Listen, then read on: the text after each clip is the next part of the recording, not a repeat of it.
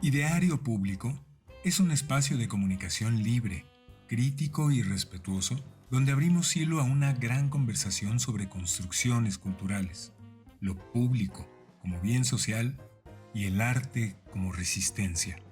Escucha, mira, opina, interactúa, cambia la circunstancia.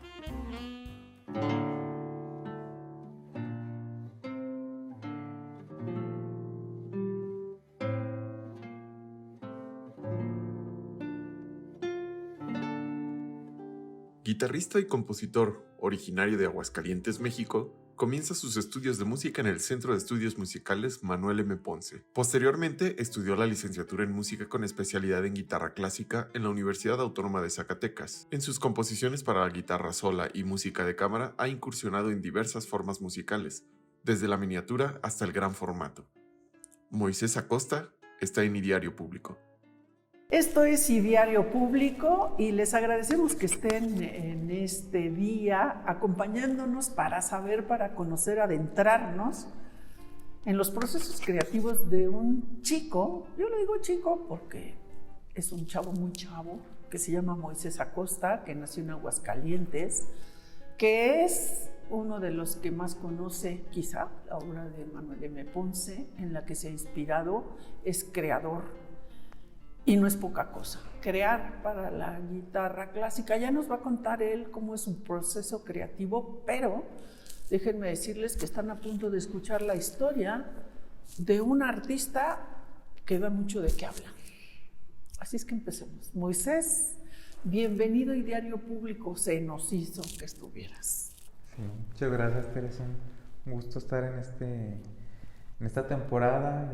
Han estado tantos amigos, creadores y de muchas profesiones también que admiro tanto, y pues es para mí un honor. Sí, tú seguiste este Ideario Público y miren que en la primera temporada lo intentamos, pero sea porque él iba y venía, porque estaba componiendo, porque estaba inspirado, pero lo importante es que ya está aquí y nos va a contar por qué la guitarra, dónde empezó el enamoramiento, por qué te dedicaste a hacer esta música tan maravillosa de la que vamos a hablar a detalle. Pues desde joven me gustó mucho las artes visuales. ¿Eres joven? Sí, ¿desde niño? Desde niño, más bien. Mis hermanos o mi mamá mi mamá me enseñaba caligrafía, mis hermanos todos pintan o dibujan bastante bien, y yo decía de niño que iba a ser pintor. Y pues me fui por otro camino. Cuando vi una guitarra, me enamoré de la forma de la guitarra, o sea, de su estructura, de su arquitectura. No sabía cómo se escuchaba realmente, pero me gustó mucho.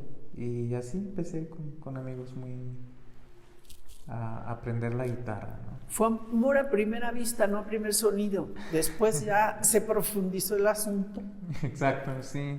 Creo que siempre he sido muy visual. De hecho, mi música se basa en muchos aspectos visuales, en la pintura, en imágenes, poner música a imágenes, ¿no? Y me gusta mucho eso. Pues es una forma de pintar. Yo creo que sí te dedicaste a la pintura al fin y al cabo. Sí. Estás pintando con el sonido, con lo sonoro, con la sonoridad de la guitarra. Claro. Y pues todo fue en Aguascalientes, ¿verdad? Porque yo soy de allá, y empecé a estudiar en forma a los 15 años. Ya sabía tocar, ya sabía bastantes cosas, pero empecé a estudiar en forma en Aguascalientes, en el Centro de Estudios Musicales Manuel M. Ponce, que está a un lado del Jardín de San Marcos. ¿Y ahí empezó? ¿En esta escuela, ese acercamiento a Manuel M. Ponce? Sí, yo no conocía la música popular mexicana, la música de Manuel M. Ponce, obviamente por las festividades, la Feria de San Marcos y todo eso. Pero pues ahí en la escuela empecé a conocer intérpretes, y llevaban intérpretes muy internacionales, ¿no? Como Alfonso Moreno, o mis primeros maestros, que nos dieran cursos y clases sobre la obra de Ponce, precisamente. Entonces yo asistí a los cursos a los 15 a 16 años, a estudiar la obra de Manuel Ponce, y fue mi acercamiento más fuerte con la guitarra. O sea que tienes la mitad de tu vida dedicado a la guitarra. Sí, Sí, y a la composición también, solo que más a la interpretación, ¿no? Como que pues, todos mis inicios fue en la interpretación musical y estar estudiando repertorios, música de cámara, también toqué con orquestas como solista y pues conocer el repertorio de la guitarra, a dedicándome al concertismo y ya cuando siempre compuse desde los 16 años, hice mi primer composición, cuando no sabía escribir bien música, pero ya empezaba a componer. ¿A qué le compusiste? ¿Por qué? Cuéntanos a qué le dedicaste esa composición, la primera. Bueno, fue una situación curiosa. Un amigo que tocaba la guitarra, pues muy principiante, ¿no? Pero yo también. Y era el cumpleaños de una amiga a la que él quería mucho. Y me dijo, oye, pues vamos a tocarle. Y nos reunimos ¿y cuál vamos a tocar? Pues yo más bien me puse a componer, ¿no? Y vi que les gustó mucho. Cuando llegamos ahí a un grupo de amigos, les gustó mucho lo que yo había compuesto.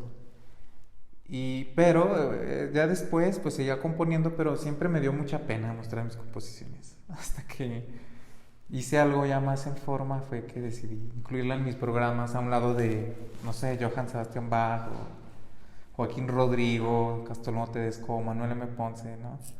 Y entonces ya cuando pensé que mi obra ya estaba más madura, más formada, que ya había tomado más clases, y pues ya ahora en mis programas pues casi siempre es pura música mía, ¿no? ¿Quiénes fueron, a quiénes consideras tus maestros? Bueno, he tomado clases con muchísima gente, mucha gente. Mi primer maestro de guitarra, bueno, fueron muchos amigos, porque yo a visitarlos a todos los que sabían, pero mi primer maestro de guitarra se llama Luis David Ramírez, fue mi primer maestro en forma en la escuela. Alfonso Moreno, que es un gran concertista también, tomé muchas clases con él, muchos cursos. Mi principal maestro de guitarra es Carlos Candelario Beltrán. Yo lo considero como mi segundo padre, ¿no? Es una persona increíble con el que más años he tomado clases. Y en la Universidad Autónoma de Zacatecas estudié con otros dos guitarristas, que es Juan Carlos López, también muy joven, muy reconocido, y Julio César Jiménez Moreno, que fue el que me tituló, ¿no? Pero bueno, o sea, hay mucha gente que me ha influido muchísimo, o compositores, guitarristas, otros músicos, ¿no? Pero así a grandes rasgos ellos son. ¿Y qué dicen de tu obra? ¿Qué te dicen? ¿Tú todavía acudes a ellos a mostrarles antes de estrenar algo? Sí, yo siempre lo hago. ¿Qué te dicen? Escribo, a veces me despierto y me pongo a trabajar y compongo un tema, no sé, de unos 30 segundos. Voy a desarrollar este tema y se lo envío a amigos, a ver qué piensan, a ver qué imágenes les despiertan. Y sí, todavía acudo a muchos de ellos. En base a lo que me dicen, lo que van comentando, yo también voy trabajando la obra, ¿no? Y siempre como en privado, antes de estrenarlas, hago como pruebas con personas que yo admiro mucho. Y van transformando mi obra. Oye, ¿por qué no utilizas este tipo de técnica, esta textura, esta tonalidad? Escuchas y puedes transformar. ¿Modificas? Sí, ¿Escuchando? Sí, voy modificando. A veces me piden que haga modificaciones y las hago. A veces me dicen que pudiera añadir algo y lo hago. La ventaja de la composición es que puede haber tantos elementos juntos por la técnica del contrapunto, de las diversas texturas que se pueden utilizar, que se pueden incluir, mezclar tantas cosas. Y yo trato de darle gusto a todas las personas que me sugieren algo. Siempre, oye, ¿por qué no metes en una música vocal cierta palabra, cierto efecto, cierta frase? Y la utilizo. ¿O por qué no usas el trémolo en la guitarra? ¿Por qué no utilizas armónicos? Diversas técnicas propias del instrumento, de los diversos instrumentos. Y yo trato de darle gusto a todo, ¿no? Además me comisionan obras muy seguido. En esta entrevista estamos escuchando música tuya, de fondo. ¿Te han interpretado también tus maestros? Sí. Eso de que te interpreten tus maestros debe ser una emoción muy especial. Sí, la verdad es que uno compone y en la imaginación, pues cómo va, más o menos cómo va a ser, pero ya escucharlo en la realidad siempre es muy diferente. Porque además que una interpretación varía mucho. Yo puedo tocar algo hoy y mañana tocar esa misma pieza y se escucha muy diferente. Y no es lo mismo la mayoría de mi obra yo la interpreto.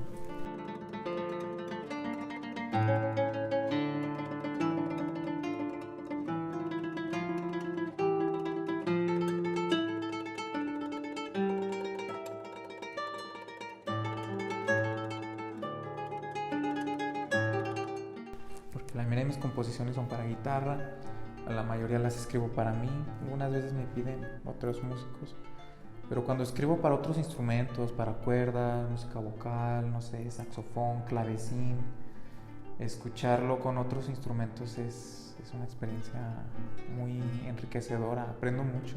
Cuando más aprendo no es en el proceso creativo, es cuando escucho por primera vez la obra, es cuando aprendo y ahora sí me imagino qué voy a hacer más adelante. Tengo la impresión de que tú eres muy exigente. ¿Es así o me equivoco? Pues la música es muy, muy exigente, ¿no? Es muy difícil. Soy exigente, creo yo, con la interpretación, aunque no me considero tan buen intérprete como compositor. Ahora, si me dedico a la composición es porque creo que tengo más talento por ahí. Pero a mí me gusta mucho más tocar, interpretar música. Eso a mí se me hace realmente difícil y es donde me exijo mucho más. ¿Tú tienes que seguir estudiando o ya sabes todo? No, tengo que seguir estudiando mucho. Ahora mismo estoy haciendo una obra vocal para coro y guitarra. Llevo 40 páginas y he estado estudiando pues las obras que existen para orquesta y coro, cómo escribir la pronunciación de la voz, cómo hacer un correcto fraseo, que respiren las voces. Hay instrumentos para los que no he compuesto, obviamente, entonces cada que compongo para una nueva instrumentación estudio mucho. Para las cuerdas, escucho los conciertos para violín. Tengo que estudiar mucho en la composición. El clavecín, que es un instrumento que a mí me apasiona, porque son los dos instrumentos que más me gustan, la guitarra y el clavecín. Fue un gran reto escribir para el clavecín. Yo escucho el clavecín en las obras de Patricia Highsmith de Ripley, que él toca el clavecín. Y cuando leo, lo escucho.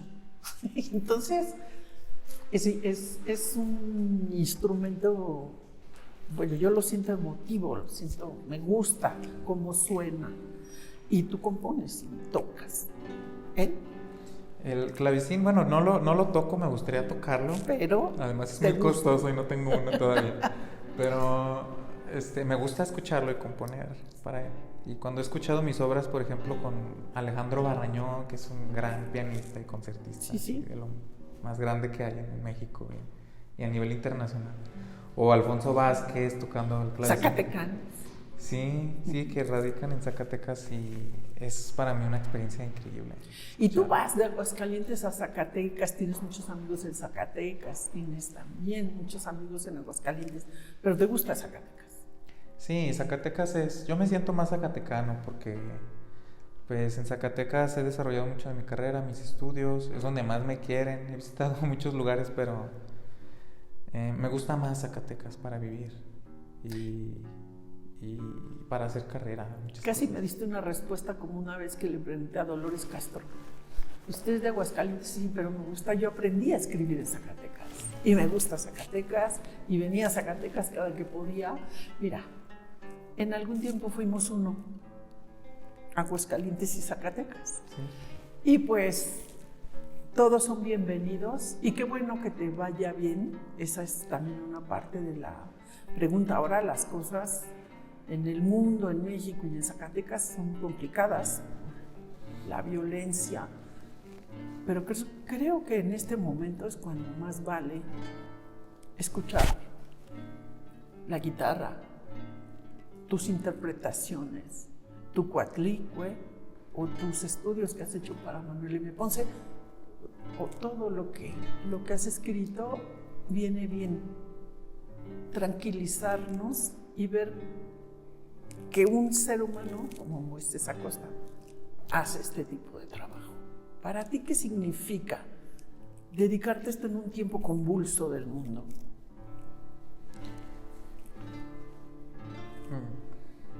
Pues siempre he sentido la música como lo que mejor sé hacer.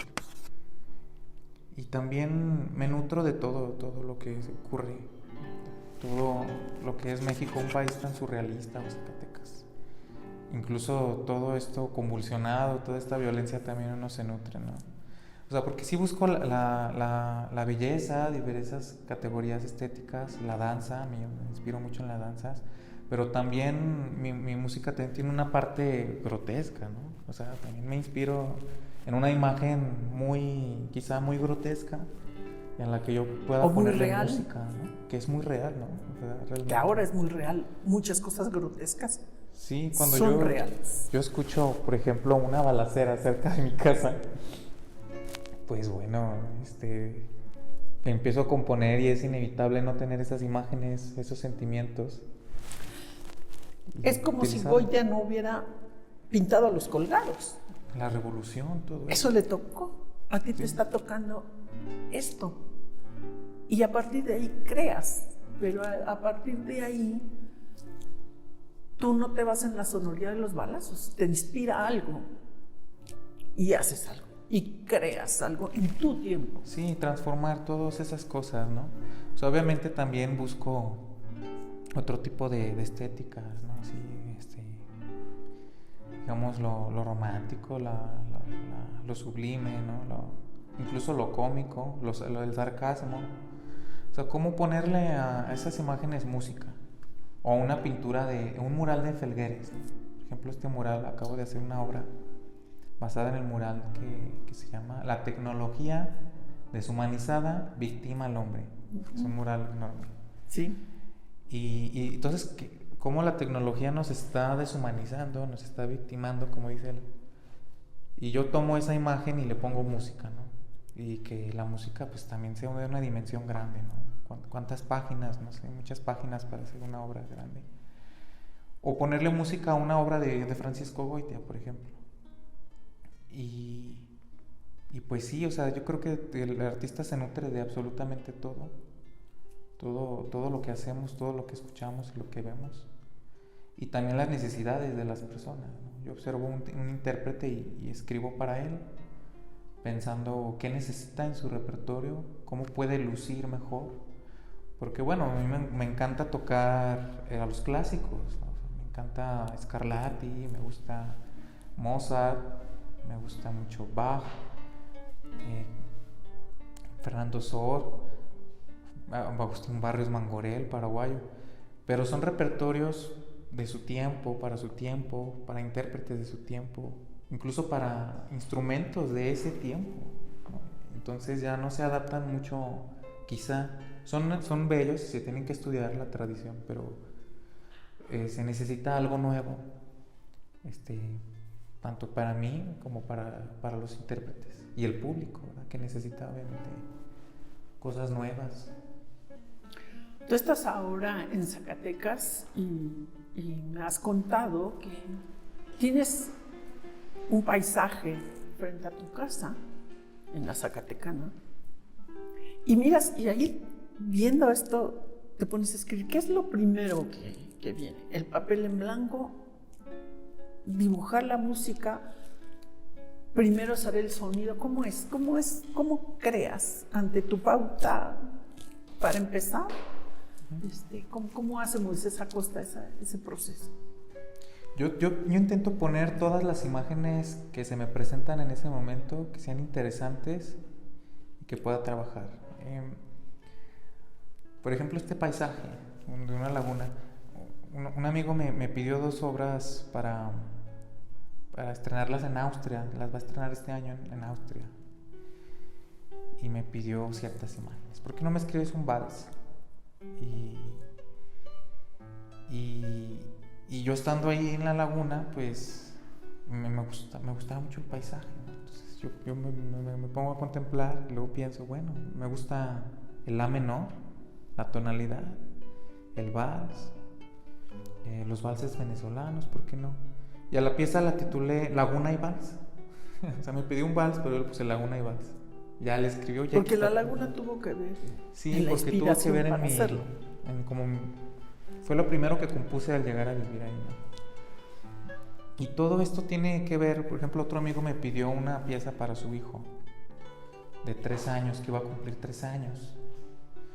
Y una pieza infantil. Y entonces yo caminando ahí por el lugar donde vivo, pues me gustaban mucho los caminitos, los senderos. Y el paisaje. Y a la pieza le puse los 3 senderos, ¿no? Los 3 años que cumplen los 3 senderos, algo así en la relación. Y poniendo, no sé, escuchando música infantil que a mí me gusta mucho. Por ejemplo, Cricri. Analizarlo. Y trato de poner muchas imágenes, todas las imágenes que puedo. Algunas veces, como la Coatlicue, fue muy diferente, ¿verdad? Porque primero previsualicé pues toda una curva, algo que seguramente me iba a tardar mucho tiempo, y escribí 7 meses la obra, ¿no? Es una obra enorme. Sí, yo pensaba en poner pues otro tipo de cosas. Y así, diversas cosas. Por ejemplo, hay otra que para clavecín y guitarra que se llama Desollada al Gentil, que no se ha estrenado, pero yo la considero mi mejor composición. Apenas se va a estrenar. Y pues trata de una escena más salvaje, ¿no? O sea, un desollamiento. O sea, obviamente en el arte cabe todo. O sea, si se quiere hacer algo romántico, si se quiere hacer algo de todo. Y yo busco poner música en las imágenes. Y que a fin de cuentas sublima, ¿no? Es como ver las pinturas de Goitia, que están los colgados, que está Tata Jesucristo, por ejemplo, el llanto, algo el dramático, luto. el luto. También sublima ver ese tipo de obras, ¿no? Y me gusta el arte porque es una forma, a mí me parece muy revolucionaria de poner ahí, depositar todo el pensamiento que tiene el creador, absolutamente todo lo que quiera, ¿no? Y una fuerza. ¿De dónde tomas tú esa fuerza para la obra? Diversas cosas me motivan, ¿no? O sea, muchas obras las he dedicado a personas pues muy exigentes, de una trayectoria muy grande, y trato de convencerlos con eso. La composición es algo que lleva mucho tiempo. Y se necesita una disciplina. Entonces a veces pienso en cosas muy técnicas, ¿no? Como 2 voces, una tonalidad, un instrumento, si voy a utilizar qué tipo de textura, qué tipo si va a ser atonal, si va a ser cromático, pero siempre hay algo como estético de fondo. O sea, ¿qué quiero conseguir con esto? ¿Qué efectos, ¿no? Por ejemplo, si quiero algo más, si quiero una danza, si quiero un son, ¿qué tipo de son? Más jarocho, más tradicional, más popular. Si quiero que se baile pausadamente o si quiero que sea rápido. Si voy a escribir un tango, si quiero que sea un tango dramático, si quiero que sea un tango más contemporáneo, más tradicional. O sea, todo ese tipo de cosas me motivan. Y obviamente siempre busco fuentes, ¿no? A mí me gusta mucho estudiar la tradición, porque no creo que algo pueda surgir de la nada y que yo voy a crear un lenguaje totalmente nuevo. Es imposible. O sea, siempre hay algo que hay que estudiar, y yo estoy convencido que mientras más tenga asimilada la tradición, la obra va a ser más contemporánea, más moderna, y ese tipo de cosas me inspiran. ¿Sientes que tu obra evoluciona hacia qué? ¿Es cómo empezó? Desde aquella que me hiciste, la primera que hiciste para aquella chica a la que tu amigo quería mucho, Coatlicue, que fueron muchos meses de trabajo, la obra de los 3 senderos para el niño de 3 años. Pero tu obra, la que tú quieres hacer, la que tú quieres interpretar, ¿hacia dónde va? ¿Hacia dónde va Moisés Acosta? Sí, hay cosas que yo deseo, ¿no? Escribir ciertas cosas, ¿no? O sea, por ejemplo, lo coral lo estoy trabajando ya, y quiero lograr cierto impacto con él. obviamente yo creo que todo de todos modos se va transformando. O sea, muchas obras que yo escribía antes, no sé qué rumbo van a tener. Hoy en día tienen un rumbo muy diferente que como empezaron. Es como si fueran nuestros hijos. O sea, la composición surge, nace, no se sabe cómo se va a desarrollar. Se puede sospechar qué destino, qué trayectoria va a tener. Pero realmente me sorprende a veces escuchar que la están tocando en ciertos lugares o que compran mis partituras en otros países, en otros lugares, que las están estudiando, pero nunca sé en dónde va a ser o cómo va a ser, ¿no? O qué impacto puede tener, o qué tanto me va a ayudar esa obra, ¿no? Hay obras a mí mías que me han ayudado mucho. ¿Cómo? Pues varias, por ejemplo, los 4 cantos para guitarra, la Coatlicue, mis obras para clavecín. ¿Cómo te han ayudado? Cuéntanos. Pues me han acercado a personas muy interesantes, nuevas. Cada que surge una obra, hay alguien interesado. Si hago una para saxofón, sale alguien que le gusta el saxofón. Si hago algo para clavecín, sale alguien. El que construye clavecines, el que organiza un festival de música antigua, el que me comisiona una nueva obra. Por ejemplo, he escrito más de 8 composiciones para Antonio, un gran coleccionista de guitarras y que toca y también compone, y se volvió mi admirador, ¿no? Entonces, cuando yo publico, por ejemplo, mi composición, la improvisación geométrica, que me la pidieron para una gira en Aguascalientes, la toqué en 12 conciertos esa obra. Entonces, cuando yo publico la partitura, viene esta persona y resulta que me comisiona después 8 obras, ¿no? El Preludio Astral, mi tango, que he visto más o menos, ese ha sido pues más... me ha gustado mucho esa obra. Y otras piezas como la suite latinoamericana. Entonces, y a la vez esas obras me acercan a nuevas personas, o nuevos intérpretes, o nuevos festivales, o nuevos públicos. Entonces sí, Coatlicue, por ejemplo, que realizamos nosotros, la producción de la Coatlicue, esa obra para mí ha sido muy importante también. Es una obra que me ha ayudado mucho. También la sufrí mucho. Sí. La compuse en mucho tiempo, se tardó mucho en estrenar y me tardé mucho en tocarla al público porque hubo una pandemia y apenas está asimilando. Pero se logró, y la obra no sé qué desarrollo va a tener, ¿no? Ahora publico. Va creciendo, ¿no? Va a tener un desarrollo y toma su camino. Cuando yo muera. ¿Y para este año qué te propones en el 2023? Este año sí va a ser, y será de mucha composición, ¿no? Actualmente tengo una beca para componer que se llama, es del programa Estímulos en la Creación y el Desarrollo Artístico en la categoría de Creadores con Trayectoria, y acabo de hacer 2 obras para clavecín y guitarra para Alfonso Vázquez y Alejandro Marraño. Estoy haciendo un quinteto para guitarra y cuerdas, ya lo tengo que terminar, y voy a seguir haciendo mucha música de cámara, que es obras, me comprometí a hacer obras para guitarra y violín, para guitarra y saxofón, obras vocales con las que yo voy a usar mi letra, y bueno, la música orquestal también este año va a ser escribir una obra sinfónica, y pues eso, y tocar nomás. Ya no toco tanto como antes, o sea, creo que mi carrera como concertista fue fuerte. Pero ahorita toca componer. Sí, y la composición me absorbe muchísimo. Cuando toco, obviamente lo hago con muchísima pasión, porque me gusta mucho. Y la guitarra, a mí se me hace muy difícil, o sea, tocar algo bien limpio, con un muy buen sonido. Para mí es lo máximo. Y es lo que más he hecho en mi vida, pero no... pero también me asimilo como compositor.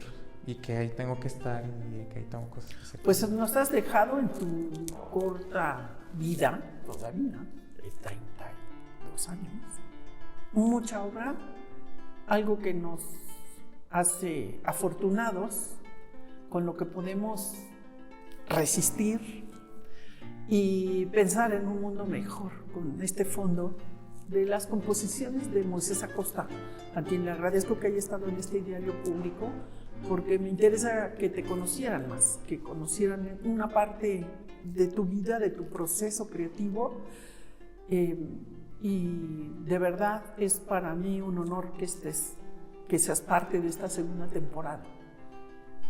Igual para mí, eso es un honor. Y aquí en este espacio tan lindo, ¿verdad? La Galería Guioma Valeria, tan destacada.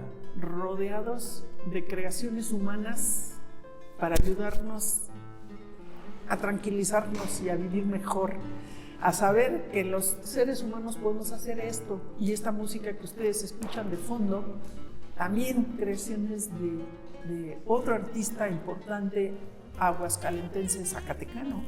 Él es un zacatecano que nació en Aguascalientes, digamos así, a Moisés Acosta. Qué bueno que estuviste aquí. Muchas gracias por aceptar la invitación de Diario Público.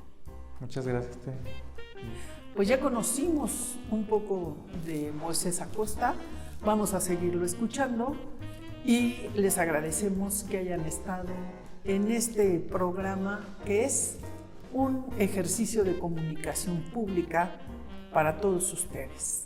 Que vive el arte, que nos ayude a resistir y que nos salve.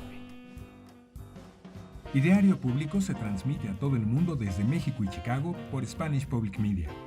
Esta es una producción de Emilio Reynoso. Creación original y conducción, Tere Velázquez.